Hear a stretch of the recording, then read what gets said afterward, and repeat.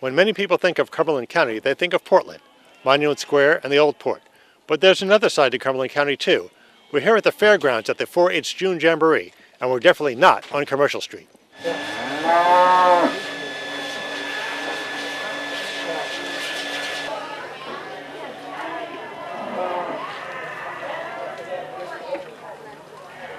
Mitch Mason is the 4-H educator for the Maine Cooperative Extension. Mitch, what's going on here today? Well, today we're having our annual June Jamboree, which is an activity for all the 4-H youth to come and become familiar with the fair and practice different things on how to show things at the fair, and also some learning activities revolving around their projects. It's also a time for families to come and spend some time together. And what kind of skills do they learn here today? Today they're going to learn skills, both what we call content skills, which is they learn about the projects that they sign up for. They can learn about their animals, how to feed them, how to show them, how to take care of them.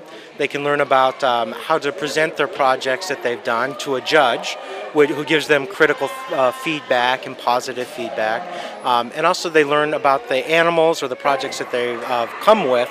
They learn how they deal with the public and how their animals will react to a strange situation.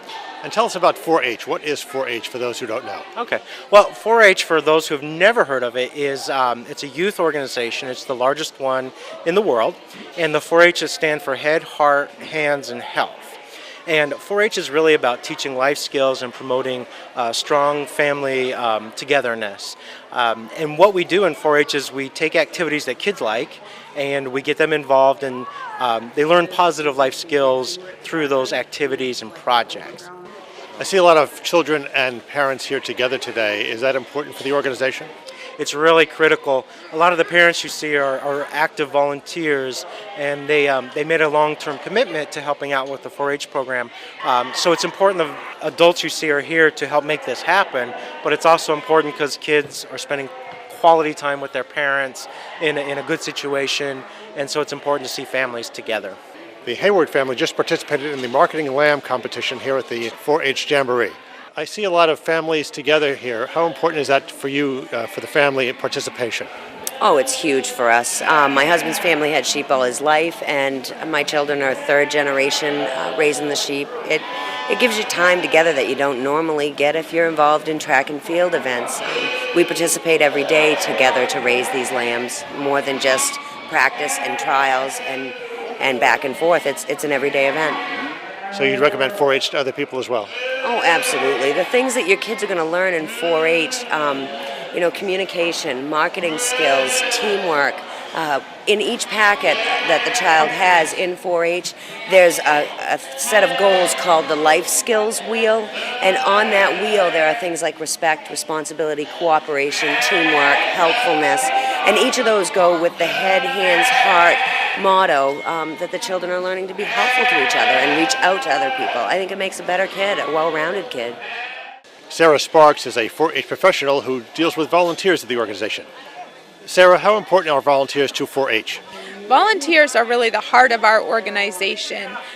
4-H is a volunteer-run program, so without them, we couldn't make everything work.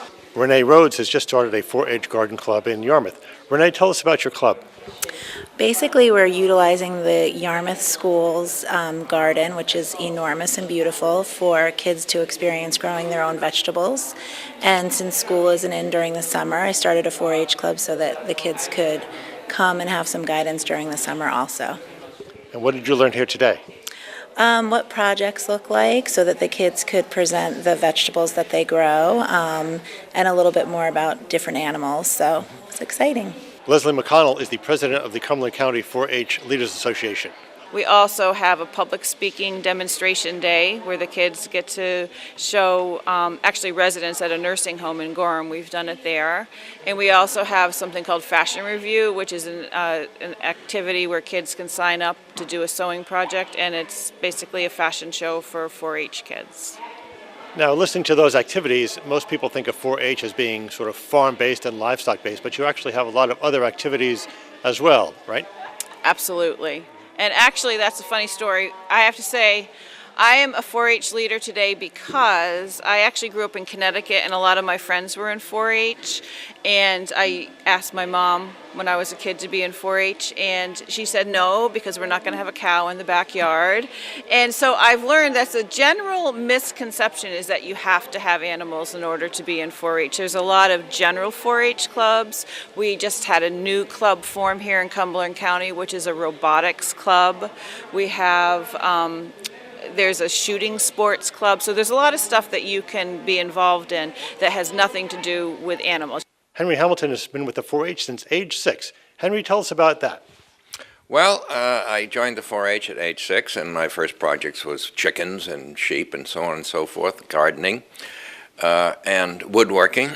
And life went on, and I graduated from high school, went to college, and went into the Peace Corps. And I had an experience there which I think indicates how important 4-H can be to the life of small people, young people.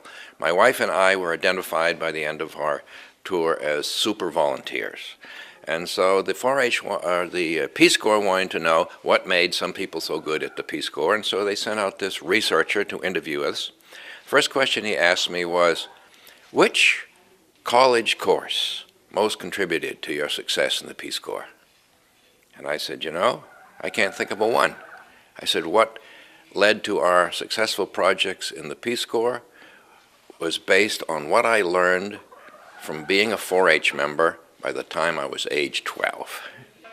4-H is much more than just about sheep or rabbits. It's about learning a set of skills that will last through a lifetime. For Community Update, I'm Brian Knobloch.